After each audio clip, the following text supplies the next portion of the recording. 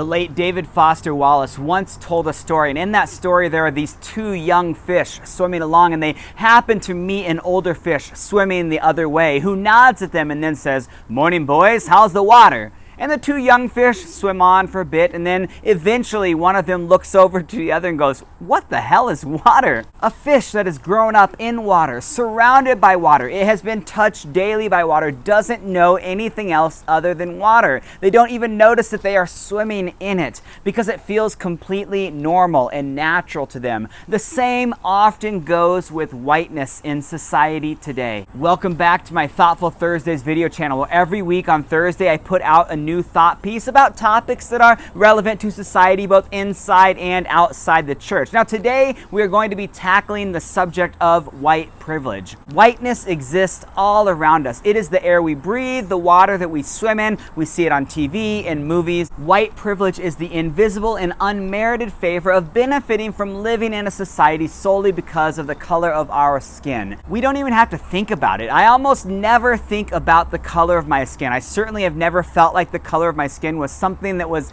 anything less than normal. We oftentimes don't even think about the psychological effects that this has on people. And of course, when statements like these are said, it's oftentimes met with, "No, Kyle, what you are actually referring to has nothing to do with whiteness, rather economic inequalities. You need to stop making everything about race." And usually it's a white person telling me that. I'm trying, believe me, I wish that we could get away from everything being about race as well, but that is going to take a lot of time and hard work on our behalf. We have to first address this little word, race. Race is all about power. It is a structure of varying levels of power that is put into place by people in power. It is hierarchical, top down. When Spaniards came across the ocean, for example, they were fair-skinned people. They created a complex system of castas, which are castes, to figure out in society where everyone stands. The pecking order, if you will. Of course, we know who created the caste system. We know who is on the top, right?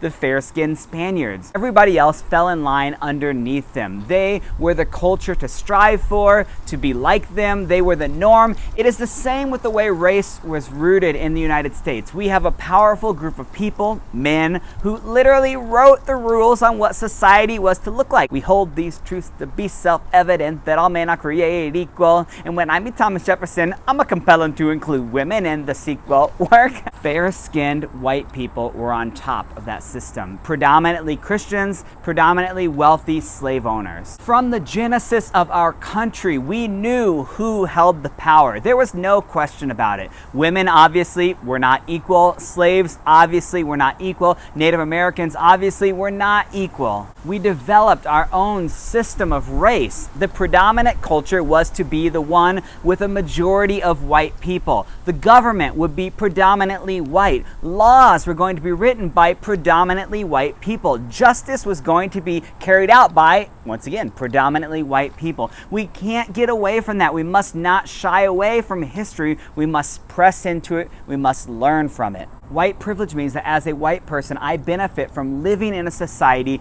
that was built around whiteness, whether I feel it or not. Here's the thing.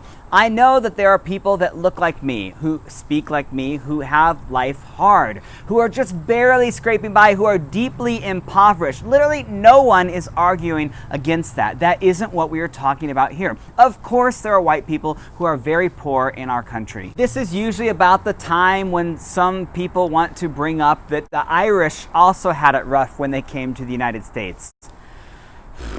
There is no comparison to chattel slavery that we put Africans through and what Irish people experienced when they came to the United States. An Irish person who was an indentured servant had it really rough, absolutely, and we certainly need to learn from that part of history. However, an Irish person could work off their debt. An Irish family could lose their accent within a generation. They were not held back by the color of their skin. They were able to then quickly assimilate into society and have strength in numbers regardless of their wealth. wealth, be that rich or poor. Simply put, blacks in the United States weren't afforded that same luxury. White privilege isn't just about economic inequality, although that certainly is a huge part. A finding of a brand new study from Northwestern University, which used the data from the Federal Reserve to track changes in family wealth from 2004 to 2016, shows that for every 1 penny a black family with children amasses in wealth, a white family with children amasses $1. That's huge.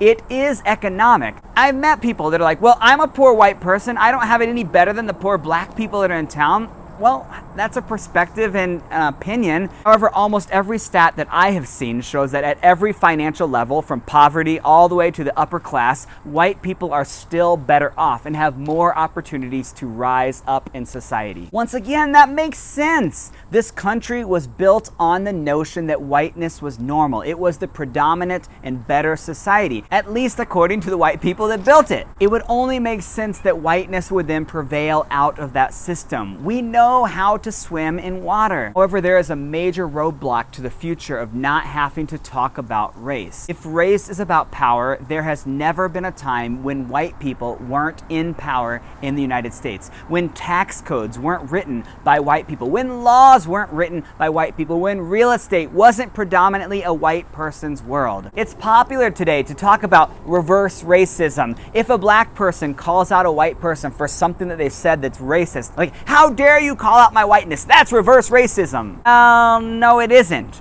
It could potentially have some ethnic bias to it, but it certainly can't be racist, because racism is all about who traditionally holds the power in society. There has never been a time in our country where a majority of blacks were making the laws, rules, and writing the history books. There has never been a time in our country when a large number of blacks owned white people and laws were put into place to protect that establishment. We have never had a time in this country where white people were valued at 3/5 the value of a black man. There is no such thing as reverse racism, because in the United States, only one group of people has predominantly held the power of society for so long. The honest truth is that black people know our world. They know the things to say around us. They know how to deal with this. They know when and when not to hold their tongue. They've done so out of necessity to be able to survive, to play by our rules. Honestly, the reverse can't be said typically about white people in black culture.